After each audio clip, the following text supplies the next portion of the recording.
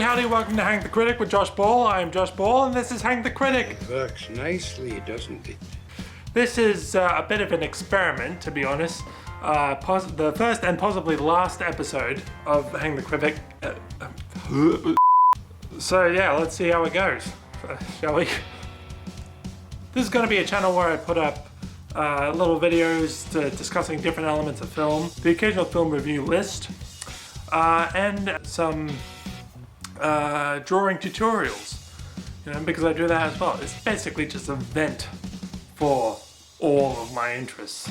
So if you're into that, you're in the right place. If you're not, well, sucks to be you. So yeah, we all good? We all settled? Everyone signed? Good. On we go.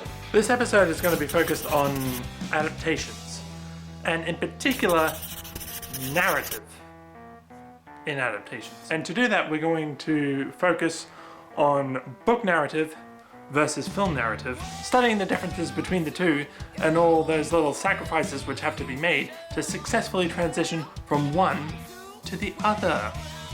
Okay? Stop saying okay all the time, okay?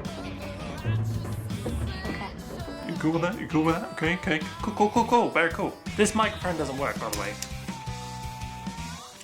It's not even plugged in. First off, we're going to be talking about basically a breakdown of what narrative is.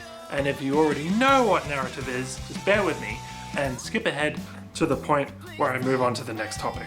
I have no idea where that point is, but I'll probably put it on the screen at some point later when I find out. Basic story narrative can be sorted into 5 different sections. And I'm going to run through each section one by one, and they're alliterative for your pleasure. You got number 1, context. Number 2, conflict. Number 3, climax. Number 4, closure. Number 5, conclusion. Roger, what alliteration. Thank you, darling. It's not that sort of climax, so get that right the fuck out of your mind. So, for example, to put it into some sort of context, I'm going to use a random film, for example. Now, okay, let's think of a very obscure film that not many people would have heard of. I know. Star Wars. Okay, so first off, context. The context is basically just setting up all the facts that you need to know about the story, the characters that are important to the story, the scenario, and the things that in the world that you're entering into as they are when they're normal. That was the context of Star Wars. You got a poor farm boy called Luke Skywalker who lives on a farm on a planet in a galaxy far, far away, and the planet is called Kansas. And what? No, that's the plot of Star Wars. Everyone knows that. What's wrong with you? Moving on. He lives there with his aunt and his uncle and his little black dog, and he goes to high school in Manhattan with his best friend Harry Osborn. Perfectly normal teenage boy, just like the rest of us. And then we get number 2, conflict. And conflict is when some kind of instigating event happens. An instigating event which catapults the story on the trajectory that is going on. You can't have a story without having conflict, otherwise it's very boring. So in Star Wars, an owl flies through and gives him a letter to Hogwarts School of Witchcraft and Wizardry. And then a wise mentor character appears. And this wise mentor character is named Morpheus, and he gives him 2 pills, and it's very intense and interesting. But this is just the initial instance of conflict, which leads to, usually, significantly more amounts of conflict later on. For example, as you know, in Star Wars, a spaceship flies over the White House and shoots down a beam and it explodes. And HAL 9000 locks Dave out of the space station. He goes, "I'm sorry, I can't let you do that, Dave." And then the baby lights the guy's crotch on fire and the other guy has to stamp it out with his foot, etc., etc., etc. All these things to try and grab the audience's interest to lead them to stage 3, which is the climax. And as you know, in the climax of Star Wars, it's very memorable. 2 bungling thieves turn up and try to break into Luke's house, but he set up a lot of booby traps and they get, irons fall in their face and they grab the door handle and it burns their hand and all that stuff. It's very funny.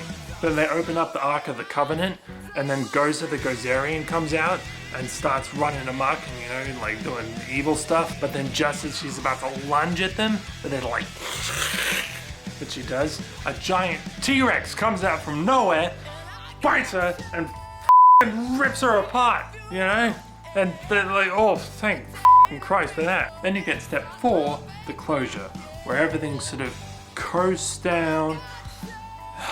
We can take a breath of relaxation to know that everything is fine, everything is good, and Luke is back in 1985, but the time machine gets destroyed.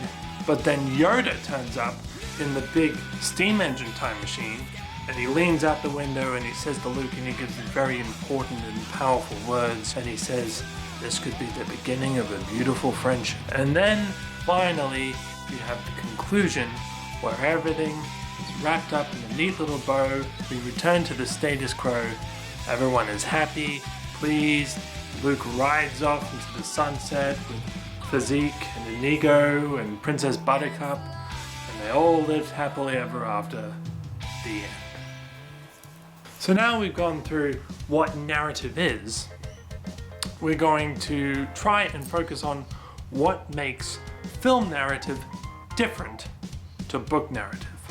And at this point, I am going to say something that... Get on with it. Yes, get on with it! is a little bit controversial. And when I say this, there's going to be filmmakers and film fans out in the world who are going to... And there's some who are going to go, yes, you're right. And there's some who's going to go, you, and, get the out of my YouTube space. And here it is. Film is a visual medium. There, I said it. And by that, I mean that film is not just a visual medium. Confused yet? While film is possibly primarily a visual medium, you've also got music, you've got sound, you've got performance, you've got acting, which is performance, again. You've got editing, you've got producing, the stuff that best boys do. And all of those things come together to create emotions. Basically, film is trying to trick you. That's true. Film is a magic trick. And like a magic trick, when you watch a film, you know that it's not true. You know that what you're seeing isn't really happening. It's an illusion. Those actors, Tom Cruise isn't really a jet pilot, Bill Skarsgård isn't really a killer clown, and you know that what you're looking at is a set, and you know that that giant alien monster is coming towards you is a CGI creation. But when you watch it, you get drawn in, or at least you're supposed to get drawn in to the story, to the narrative. See what I did? A part of you subconsciously believes what you're seeing and invests emotion into the story. And you're being fooled into doing this by the combination of the acting, the editing, the direction, the music, all of those things. The set design is all very specifically laid out to trigger an emotion from the audience. And this is not that different from reading a book.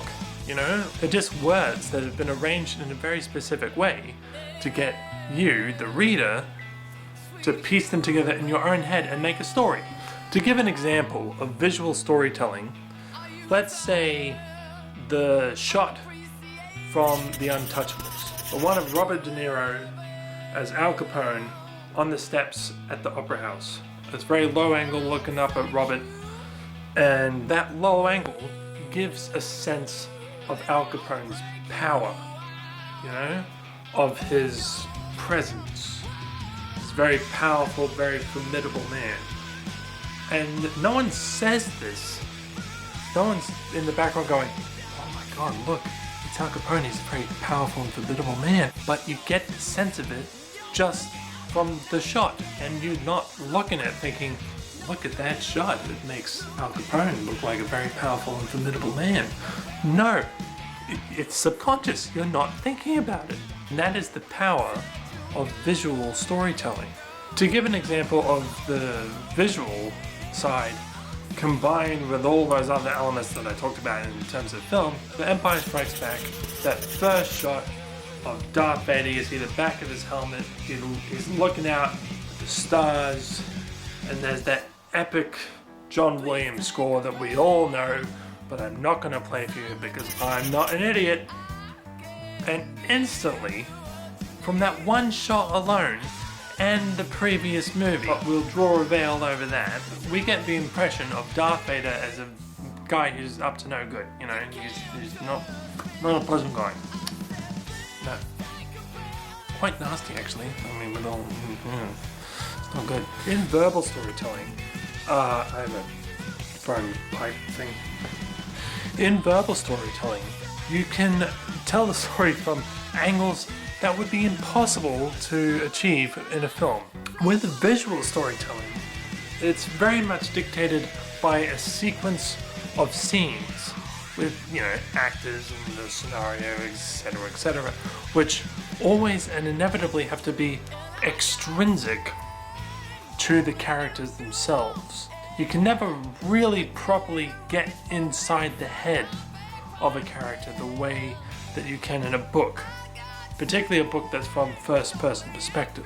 You can, as I said before, create the illusion of getting inside of a character's mind through the dialogue and through sort of long, lingering shots of characters going